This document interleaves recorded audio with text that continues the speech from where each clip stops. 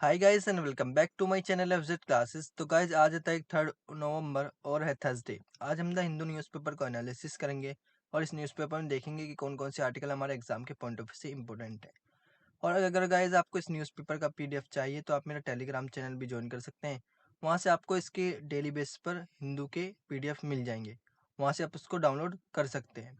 उसका लिंक मैं description box में डाल दूंगा। तो चलिए बिना टाइम वेस्ट करे वीडियो को शुरू कर लेते हैं। सबसे पहला आर्टिकल जो हमारे एग्जाम के पॉइंट ऑफ व्यू से इंपॉर्टेंट है वो फर्स्ट पेज पर दिया गया है। आप सब जानते होंगे अभी इसराइल में इलेक्शन चल रहे हैं। तो वहाँ के जो फॉर्मर प्राइम मिनिस्टर हैं नेतन्याहू, वो अभी इसराइल की तरफ पावर में आने को देखने को मिल रहे हैं, मतलब उनकी जीत हो सकती है। लिक्विड पार्टी लीडर हैं ये। Likud party leader Benjamin Netanyahu waves as he address his support in Jerusalem on Wednesday. और जो इस टाइम पे जो इसराइल के पीएम है वो है Yair Lapid. Israel Benjamin Netanyahu inch towards reclaiming powers on a Wednesday after projecting elections results showed a majority government was within reach for its veteran right winger, though the outlook could shift as ballots are counted। मतलब अभी ये project लगाया जा रहा है। जो वहाँ के फॉर्मर प्राइम मिनिस्टर थे बेंजामिन नेतन्याहू, वो वापस से पावर में आ सकते हैं। तो अब आगे देखेंगे कौन पावर में आएगा। तो हमने इशू तो जान लिया। अब हमें इस आर्टिकल में क्या देखनी है, इसराइल की लोकेशन। ये बहुत इंपॉर्टेंट है। इसराइल आपको वेस्ट एशिया में देखने को मिल जाएगा। इसराइल एक छोटी सी कंट्री है। इसकी नेबरिंग कंट्री आपको जॉर्डन, लेबनान, इजिप्ट देखने को मिल जाएगी। और सबसे बड़ी वाटर बॉडीज जो इसके साइड में आती है वो है मेडिटेरियन सी। तो हमने इसराइल की लोकेशन भी देख ली। अब देख लेते हैं नेक्स्ट आर्टिकल जो हमारे एग्जाम के पॉइंट ऑफ व्यू से इंपॉर्टेंट है। हाँ, नेक्स्ट आर्टिकल जो हमारे एग्जाम के पॉइंट ऑफ व्यू से इंपॉर्टेंट है वो इससे नेक्स्ट पेज पर ही दिया गया है। इसमें बताया जाए जो राइनोसोर्स हैं उनके जो हॉर्न्स हैं, मतलब जो उनके सींग है, वो उनमें श्रिंगलिंग देखने को मिल रही है, मतलब वो छोटे देखने को मिल रहे हैं। क्यों देखने को मिल रहे हैं? क्योंकि उनकी सबसे ज़्यादा पॉजिंग होती है, क्योंकि उनसे बहुत अच्छा प्रिसीजियस थिंग्स बनती हैं। Curious college shows rhinos horn are shrinking. Scientists analyzed artwork and photographs to assess change in a horn length and human attitude towards the animal। Scientist ने एनालाइज किया है आर्टवर्क से, फोटोग्राफ से, कि वो देख रहे हैं कि किस तरीके से चेंज देखने को मिल रहा है और राइनोस के हॉर्न में, उनकी लेंथ में, एंड ह्यूमन एटीट्यूड दे देखने को मिल रहा है एनिमल्स के टूवर्ड्स। तो इसमें बताया कि राइनोस के जो हॉर्न्स हैं वो कल्चर से बहुत इंपॉर्टेंट है, क्योंकि उनकी इंटरनेशनल मार्केट में बहुत ज़्यादा कीमत होती है। इस वजह से उनकी पोजिंग भी होती है सिर्फ उनके हॉर्न्स की वजह से। तो उनमें श्रिंकलिंग देखने को मिल रही है। तो इशू तो अब हमने जान लिया। अब देख लेते हैं राइनोसोर्स। राइनोसोर्स की बात करें तो हम इन्हें राइनो भी बोलते हैं। ये एक मेंबर है एन ऑफ 5 एक्सटेंट स्पीसीज का और न्यूमरस एक्सटिंक्ट स्पीसीज का, मतलब ये बिल्कुल लुप्त सी स्पीसीज है। Of odd toed ungulates in a family of Rhinocerotidae। It can also refers to a member of any of extinct species of the superfamily Rhinocerotidae। तो कि कौन सी फैमिली से बिलोंग करते हैं राइनोसोर्स? वो है Rhinocerotoidea. Two of the extant species are native to Africa और south and south east Asia में आपको ज़्यादा देखने को मिल जाएंगे rhinos. Rhinoceros are some of the largest remaining megafauna. तो राइनोसोर्स कुछ लार्जेस्ट रिमेनिंग बचे हुए हैं सिर्फ मेगाफाउना में से। All weight at least 1 ton in adulthood. तो राइनोसोर्स में कितना वेट होता है? लगभग 1 टन के बराबर। They have a herbivorous diet. उनकी क्या होती है? हार्बिवोरस डाइट होती है। स्मॉल ब्रेन होता है for mammals of their size. 1 और 2 उनके हॉर्न्स होते हैं एंड थिक प्रोटेक्टिव स्किन होती है उनकी, मतलब बहुत मोटी उनकी स्किन होती है। Formed from layer of A collagen positions in a lattice structure। They generally eat leafy material. वो लेफी मटेरियल ज़्यादातर खाते हैं, मतलब लीव्स वगैरह खाते हैं। Although their ability to ferment food in their hind gut allows them to subsist on more fibrous plant matter when necessary। जब भी उनको ज़रूरत होती है किसी भी हिंड गट फूड्स की, तो वो उसे भी क्या कर देते हैं? ईट कर लेते हैं। Unlike other Perissodactyls, the two African species of rhinoceros lack teeth at the front of their mouths। तो बात करें अगर दो अफ्रीकन स्पीसीज राइनोसोर्स की ऐसी भी होती हैं जिनके सामने वाले दांत जो होते हैं वो कम होते हैं। Lack teeth at the front of their mouth. They rely instead on their lips to pluck food. तो अपने लिप्स को यूज करते हैं फूड को खाने के लिए। Rhinoceros are killed by poachers for their horns, उनके हॉर्न्स के द्वारा, उनके हॉर्न्स के लिए ही सिर्फ उनको किल किया जाता है पोचर्स के द्वारा, जो उन्हें किल्ड करते हैं। Which are bought and sold on a black market, जिनका जो ब्लैक मार्केट में प्राइस है वो बहुत ज़्यादा हाई देखने को मिल जाएगा।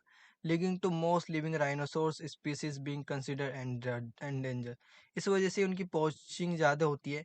इस वजह से जो उनकी पोजीशन है IUCN लिस्ट में वो एंडेंजर कैटेगरी में देखने को मिल जाएगी।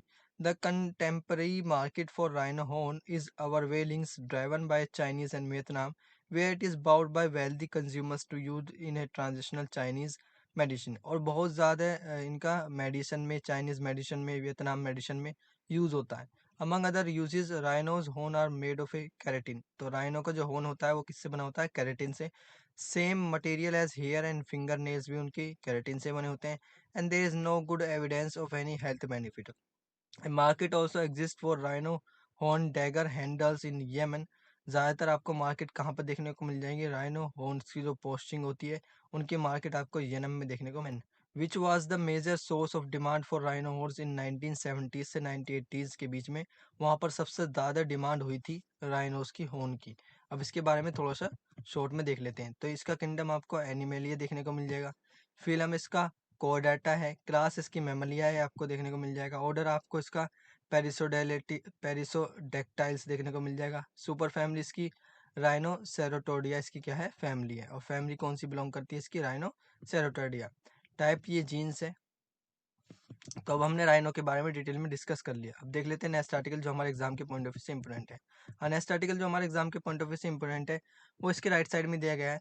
अभी कर्नाटक ने क्या करा है, जो प्री यूनिवर्सिटीज़ और जो स्कूल्स में 10 मिनट के लिए ध्यान यानी कि मेडिटेशंस को स्टार्ट कर दिया है। Karnataka minister for school education and literacy BC Nagesh has issued a circular directing the Department of Public Instructions to mandate 10 minutes of dhyana meditation for students of all schools and pre-university college across the state।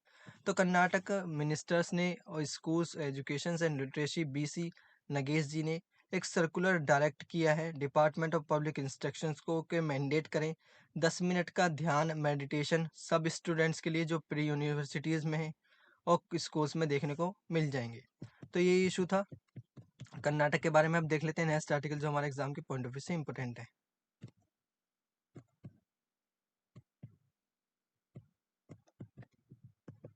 हाँ, next article जो हमारे exam के point of view से important है वो 5th page पर दिया गया है, स्टेट्स की न्यूज़। ये आर्टिकल बहुत दिन से न्यूज़ में है, क्योंकि आप जानते होंगे केरला में जो वहाँ के गवर्नर है आरिफ मोहम्मद खान, उन्होंने 20 अक्टूबर को कुछ यूनिवर्सिटीज़ में 9 यूनिवर्सिटीज़ के चांसलर से कहा था, वाइस चांसलर से, कि वो अपनी पोस्ट को क्या करें? वैकेंट करें। क्योंकि आरिफ मोहम्मद खान गवर्नर देखने को मिल जाएंगे। फिर उसके बाद 2 और यूनिवर्सिटीज़ के वाइस चांसलर को कहा कि वो अपनी पोस्ट को क्या करें? वैकेंट करें। फिर उसके बाद finance minister, state finance minister से कहा कि वो अपनी क्या करें? पोस्ट को वैकेंट करें। जबकि वहाँ की जो गवर्नमेंट है वो कह रही है कि आपका राइट नहीं है कि आप किसी वाइस चांसलर को ऐसे नोटिस भेज सकते हैं कि वो अपनी क्या करे? पोस्ट से रिजाइन करे। तो ये गवर्नर और गवर्नमेंट के बीच का डिस्प्यूट चल रहा है। तो वहाँ के जो CM है पिनियारी, वो कह रहे हैं कि गवर्नर चाहते हैं कि वो अपनी एक पैरेलल गवर्नमेंट चलाएं स्टेट के अंदर। Kerala CM inaugurates LDF conventions to protect higher education, says repeated intervention made by Arif Muhammad Khan in state universities are part of a plan to saffronize education, accusing Governor Arif Muhammad Khan of attempting to run a parallel government। यानी कि केरला के CM ने कहा है, पिनियारी विजयन है, कि जो आरिफ मोहम्मद खान है गवर्नर, वो चाहते हैं कि एक पैरेलल गवर्नमेंट हमारी भी चल जाए किस चीज़ में? केरला के अंदर। सेट दैट रिपीटेड इंटरवेंशन दे रहे हैं ज़्यादातर स्टेट यूनिवर्सिटीज़ में कि वो वहाँ की जो वाइस चांसलर हैं वो क्या करें? अपनी पोस्ट से रिज़ाइन करें। जबकि वहाँ की जो सरकार है वो कह रहे हैं कि आपका राइट नहीं है कि आप किसी भी यूनिवर्सिटीज़ को ऐसे भेज सकते हैं। आपको CM की क्या लेनी पड़ेगी? अनुमति लेनी पड़ेगी। उसके बाद ही आप किसी भी वाइस चांसलर को नोटिस भेज सकते हैं कि वो अपनी पोस्ट को वेकेंट करें। तो अब देख लेते हैं नेक्स्ट आर्टिकल जो हमारे एग्जाम के पॉइंट ऑफ व्यू से इंपॉर्टेंट है। नेक्स्ट आर्टिकल जो हमारे एग्जाम के पॉइंट ऑफ व्यू से इंपॉर्टेंट है वो टेस्ट एंड कंटेस्ट में दिया गया है। इसमें बताया गया है जो गवर्नमेंट है उसने अभी क्या कर दिया है? फर्टिलाइजर्स के लिए सब्सिडी को अनाउंस कर दिया है। Subsidy amount for fertilizer approve by the government 51,875 crore subsidies को अनाउंस कर दिया है गवर्नमेंट ने। The amount approved as subsidy by union government for the phosphates and potash P&K fertilizer for the second half of the 2022-23, according to an official statement. Cabinet Committee on Economic Affairs approved nutrient-based subsidy rates for P&K fertilizers for 2022 and 23 rabi season. Rabi seasons के अंदर fertiliser basically क्या होते हैं, जो हमारी जो extra मतलब जो सोइल से एक्स्ट्रा जो न्यूट्रिएंट्स मिलने होते हैं प्लांट्स को, वो फर्टिलाइजर्स पूरा करा देते हैं। तो फर्टिलाइजर्स बहुत ज़रूरी हैं सोइल प्लांट्स की प्रोडक्शंस के लिए, प्लांट्स के ग्रोथ के लिए। तो इसलिए अभी गवर्नमेंट ने क्या कर दिया है, सब्सिडी अनाउंस कर दिया है कि वो फर्टिलाइजर्स के लिए सब्सिडी देगी। फर्टिलाइजर में बेसिकली P&K आते हैं, फॉस्फेट्स और पोटास, जो कैबिनेट कमेटी ने अप्रूव कर दिया है ऑन इकोनॉमिक अफेयर्स कि हम क्या कहेंगे, सब्सिडी देंगे किस चीज़ के लिए, फर्टिलाइजर्स के लिए, क्योंकि अभी रबी सीजन चल रहा है 2022 और 2023 का। अब हमने ये भी देख लिया, अब देख लेते हैं नेक्स्ट आर्टिकल जो हमारे एग्जाम के पॉइंट ऑफ व्यू से इंपॉर्टेंट है। हाँ, नेक्स्ट आर्टिकल जो हमारे एग्जाम के पॉइंट ऑफ व्यू से इंपॉर्टेंट है वो 11th पेज पर दिया गया है। ये आर्टिकल बहुत इंपॉर्टेंट है। अभी उत्तराखंड में एक कमेटी बनाई गई है, यूनिफॉर्म सिविल कोड कमेटी। उसने अभी लोगों के सजेशन लिए, तो उत्तराखंड भी चाहता है कि वो क्या करे, अपने ही स्टेट में यूनिफॉर्म सिविल कोड को क्या करे, इम्प्लीमेंट करें। तो उत्तराखंड सरकार ने अभी एक सजेशन लिए हैं यूनिफॉर्म सिविल कोड कमेटी के द्वारा कि हम देखना चाहते हैं कि कौन क्या क्या सजेस्ट करता है। वहाँ के लोगों से सजेशन लिए हैं कि 4 लाख लोगों से वहाँ से सजेशन लिए कि किस तरीके से हम क्या करें, इम्प्लीमेंट करें यूनिफॉर्म सिविल कोड को। लेकिन सिर्फ एक ही स्टेट है जो हमारे इंडिया में है जिसने अभी तक यूनिफॉर्म सिविल कोड को क्या कर दिया, पूरी तरीके से लागू कर दिया, वो है Goa. Response to one law for all, मतलब यूनिफॉर्म सिविल कोड का मतलब है कि हर किसी के लिए क्या होगा, एक लॉ होगा। क्रिमिनल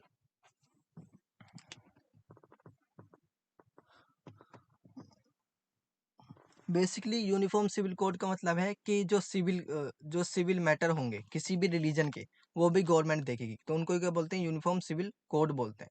कोड का बेसिकली मतलब ये है कि अगर हम एक एग्जांपल से देखें कि एक बुक हो जिसको सेक्शन में छापा गया हो, तो उसको क्या बोलते हैं, कोड बोलते हैं।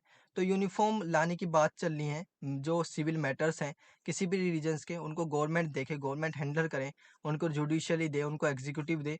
तो इस वजह से यूनिफॉर्म सिविल कोड लाने की बात कर रही है उत्तराखंड में। Response to one law for all cover a range of in subject from reverse inheritance and banning polygamy।